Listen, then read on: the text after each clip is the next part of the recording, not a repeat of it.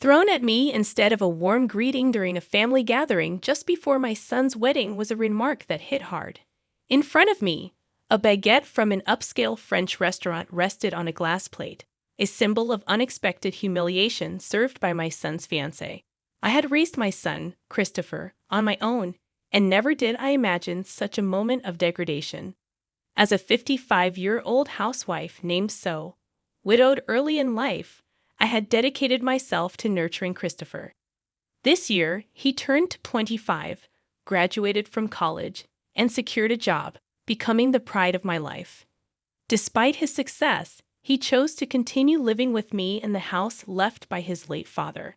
I cherished the idea of spending more time with him. However, my world took an unexpected turn when Christopher revealed he had a girlfriend and intended to marry her. Initially shocked, I soon embraced the news with genuine joy, expressing my happiness at his growth. Christopher, still living with me, promised to bring her home soon, but the opportunity didn't materialize. Curiosity and anticipation built up in me, and when I finally asked about her, Christopher shared some details. Her name was Roy, 4 years older than him, and she worked as a tutor from a family of teachers. The revelation surprised me, and I wondered about their relationship, but I patiently waited to meet her. Time passed, and 2 months went by without a meeting. The absence of Roy started feeling intentional. Fate intervened when, by chance, I overheard a conversation during lunch. Seated back to back with a woman, she complained loudly about her upcoming family meeting before the wedding. Intrigued, I listened as she expressed a deliberate intention to delay meeting the family, wanting to test Christopher's commitment to their relationship and prove he was not a mama's boy.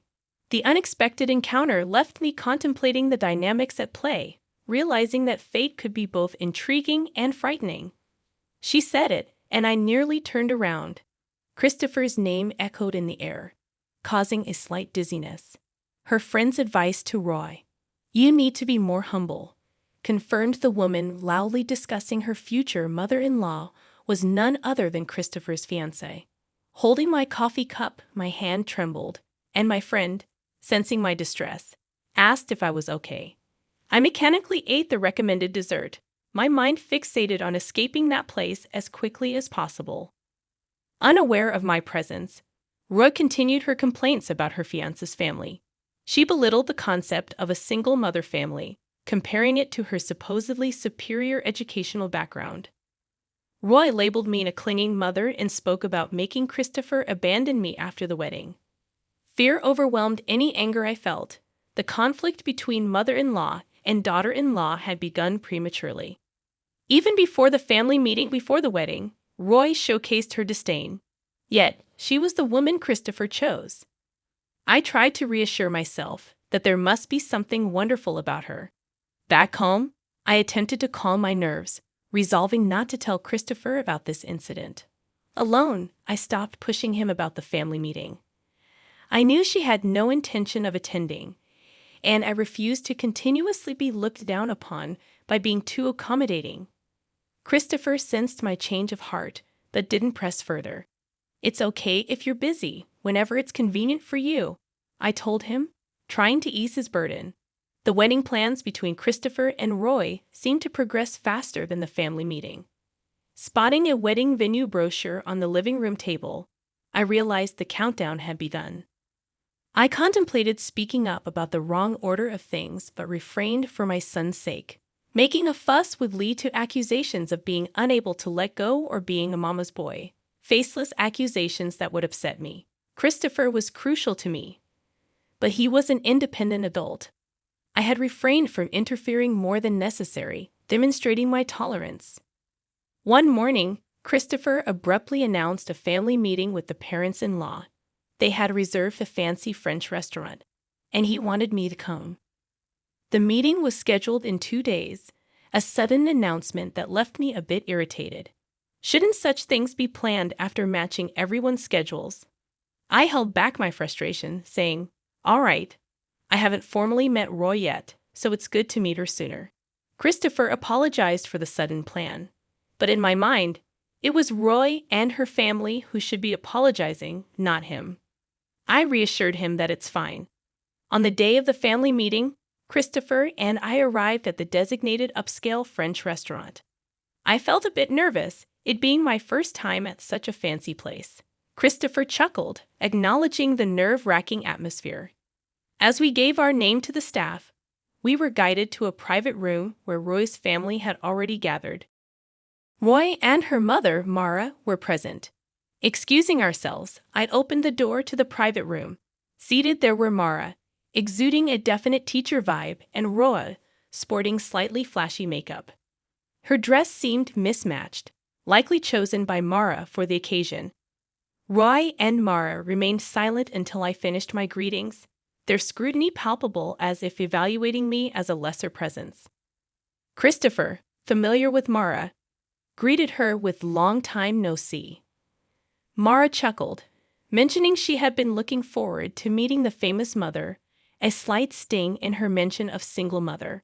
Suppressing any reaction, I played it down, emphasizing Christopher's inexperience and suggesting they take care of him. Mara, contentedly nodding, maintained an air of superiority. Her demeanor hinted at how she might treat her students and their parents, an attitude I wouldn't desire for my child. She invited me to sit, yet Roy hadn't greeted me.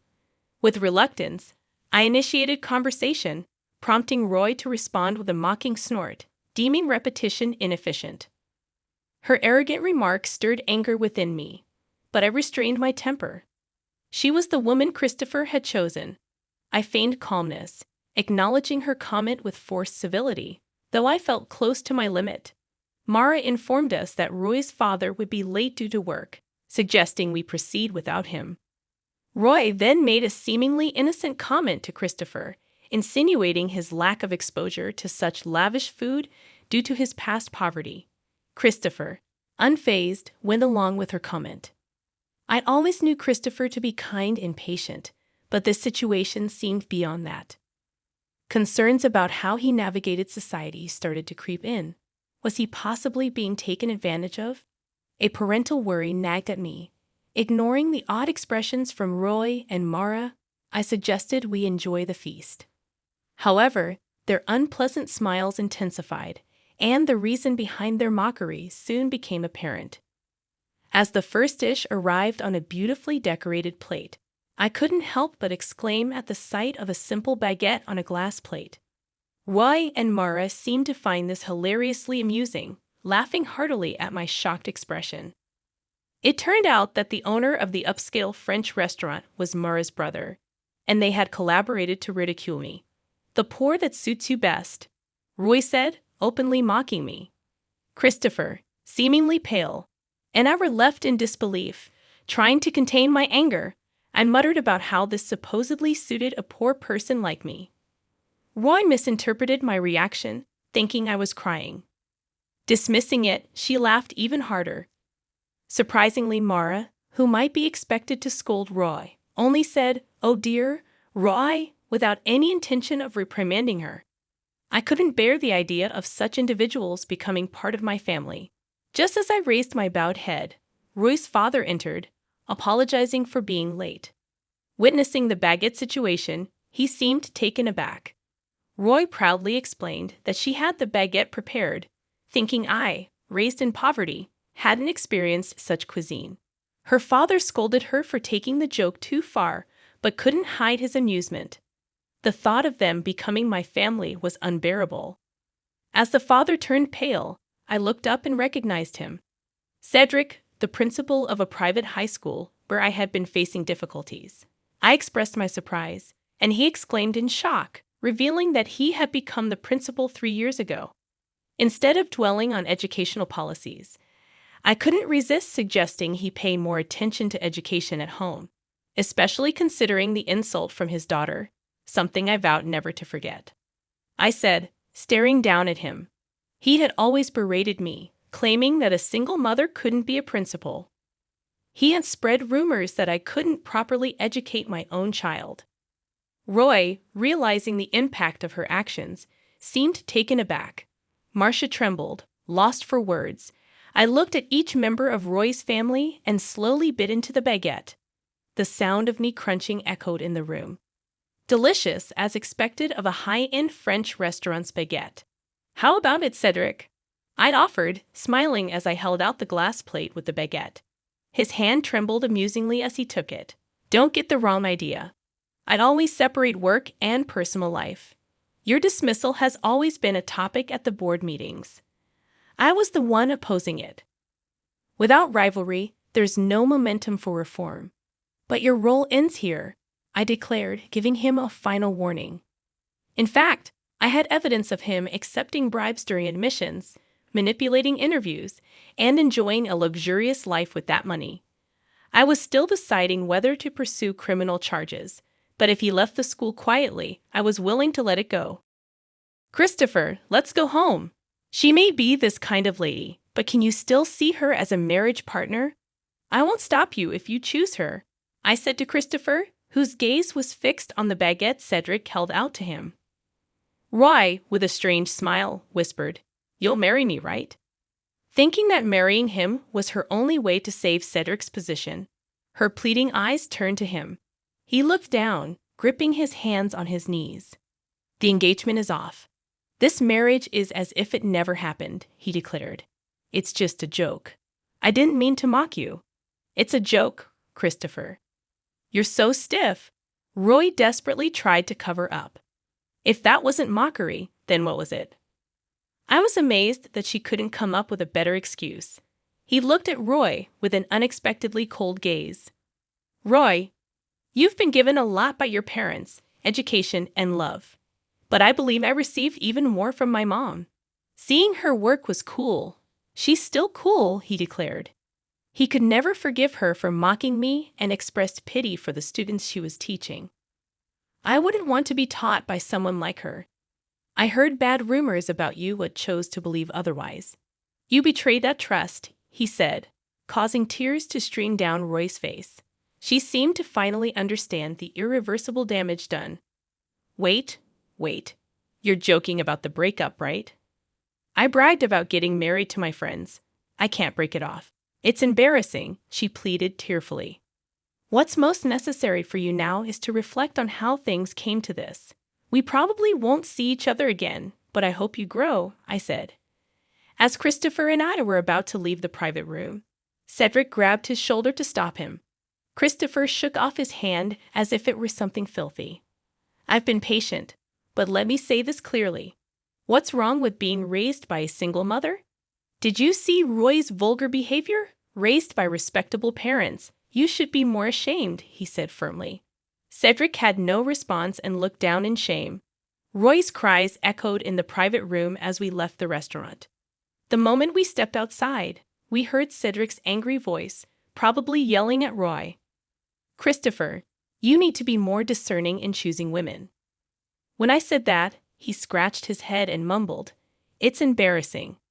Apparently, Roy had aggressively pursued him, and Christopher, who tends to be easily swayed, fell into that situation. It was clear that Roy saw an opportunity in him. Regardless, I expressed relief that everything came to light before the marriage as we headed home. The engagement ended amicably. Roy initially demanded compensation, but Christopher dismissed it logically, explaining to his lawyer that Roy was entirely to blame for the broken engagement. The compensation demand was dropped, and when threatened with a lawsuit, Roy quickly backed down. Perhaps her parents advised her not to escalate the situation further. Though I usually keep work and personal life separate, Cedric had to leave the school due to the bribery issue during admissions becoming public. Faced with the choice of leaving quietly or going to court, he opted for the former. Unemployed and desperately seeking a new job, he faced the challenge of overcoming the bad rumors that spread fast in the industry. Roy, having resigned from her tutoring job, was reportedly confined to a room in her parents' house, too embarrassed to even seek new employment. Marcia, burdened with 2 unemployed adults, was allegedly preparing for divorce, yet she couldn't maintain her previous luxurious lifestyle. She wanted to use her earnings solely for herself, citing that as her reason for divorce.